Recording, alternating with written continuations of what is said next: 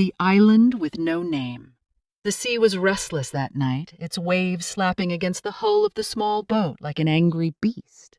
Lila had been traveling alone, seeking solace from a life she no longer recognized.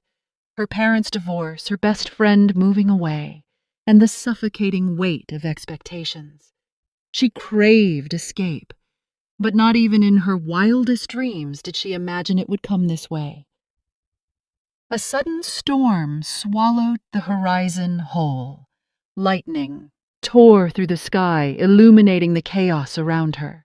Before she could react, a rogue wave capsized the boat, dragging her into the icy depths. When she woke up hours later, or maybe days, time felt slippery here. She found herself lying on soft sand, staring at a canopy of trees so dense they seemed to hold back the very heavens. She was alive, but something about this place felt off. Day 1. Whispers in the wind. Lila wandered inland, her clothes still damp and clinging to her skin. The air smelled sweet, almost intoxicating, as though every breath carried a trace of honey and salt water. Birds sang melodies unfamiliar, yet hauntingly beautiful, their calls weaving together like threads in some ancient song.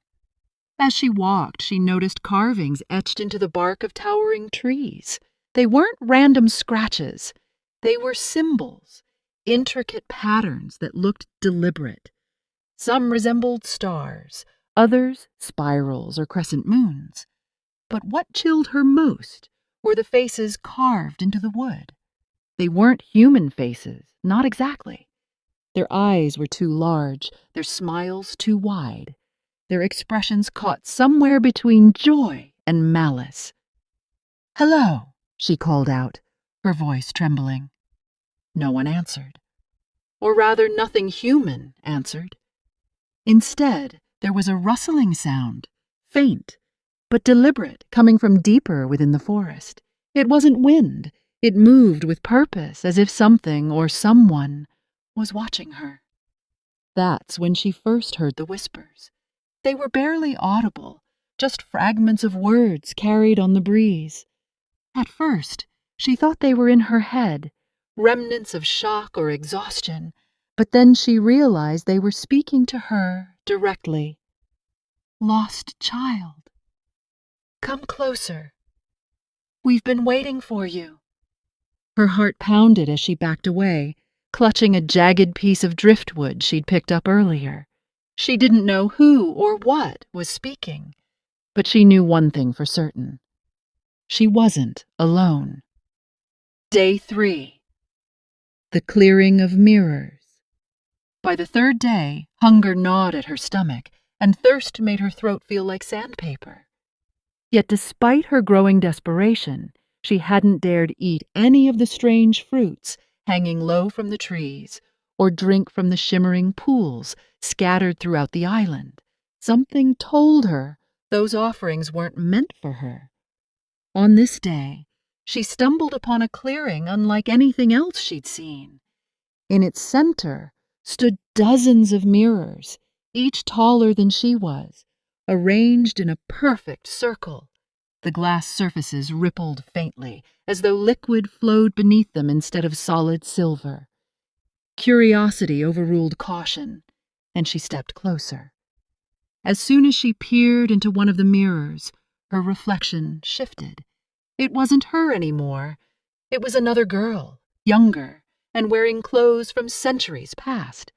Her eyes widened in terror before vanishing entirely, replaced by blackness. One by one, the other mirrors began to change, too. Each showed a different person, a man in tattered armor, a woman clutching a baby, a boy with tears streaming down his face. All of them looked terrified, trapped behind invisible barriers. And then she saw it, a figure standing among the reflections, watching her. It wasn't human.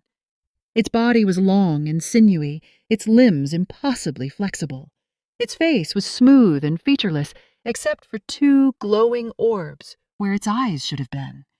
It tilted its head, studying her, and smiled. Lila screamed and ran, leaving the clearing far behind, but even after she collapsed beneath a tree, gasping for air, she couldn't shake the feeling that the creature was still watching her. Day 7. The bargain. By the 7th day, Lila was beginning to lose hope. Her strength was fading, and the whispers had grown louder, more insistent. She tried to ignore them, but they seeped into her dreams, filling her mind with visions of shadowy figures dancing under twin moons. That evening, as twilight painted the sky in hues of gold and violet, she encountered the strangest thing yet: a cabin. It wasn't grand or imposing, just a simple wooden structure nestled between two massive boulders. Smoke curled lazily from the chimney, and the scent of roasting meat wafted toward her, making her mouth water. Summoning the last reserves of her courage, she knocked on the door. It creaked open slowly, revealing an old woman sitting by the fire. Her hair was white as snow, her hands gnarled like tree roots. Despite her frail appearance, there was an aura of power surrounding her, something ancient and untamed. "You're late," the woman said, without looking up. "I've been expecting you." "Who are you?" Lila asked, her voice hoarse. "I am the keeper of names," the woman replied. "And you, child, are on the island with no name." "What does that mean?" "It means you cannot leave until you find your true name, the essence of who you are. This island strips away all pretenses, all masks. Only those who embrace their authentic selves may depart." Lila frowned. "But I already know my name. It's Lila." The woman chuckled softly. "Names are more than labels, child. Yours has been buried beneath fear and doubt. To uncover it, you must confront what haunts you." Before Lila could respond, the woman handed her a small leather-bound book. "Write your story," she instructed. "Every memory, every secret, every truth. Do not lie, even to yourself. When you finish, return to me." Days 8 to 14. Writing her truth. For the next week, Lila poured her soul onto the pages of the book. She wrote about her loneliness, her anger at her parents, her envy of friends who seemed to have perfect lives. She confessed things she'd never admitted to anyone, not even herself. With each word, she felt lighter, as though shedding layers of armor she hadn't realized she was wearing. But the process wasn't easy. Shadows crept into her dreams, twisting her memories into nightmares. The faceless creature from the mirror appeared again, circling her campsite at night. The whispers grew deafening, urging her to stop, to give in, to forget. Still, she pressed on. Day 15. Revelation. When Lila finally returned to the cabin, the keeper of names was waiting. She took the book silently, flipping through the pages with care. When she reached the final entry, she nodded. "You've done well," she said. "Now tell me, who are you?" Tears streamed down Lila's face as she spoke. "I am Lila, daughter of broken promises and unspoken truths. I am the girl who feels too much and hides too often. I am afraid, but I am also brave, and I am ready to face whatever comes next."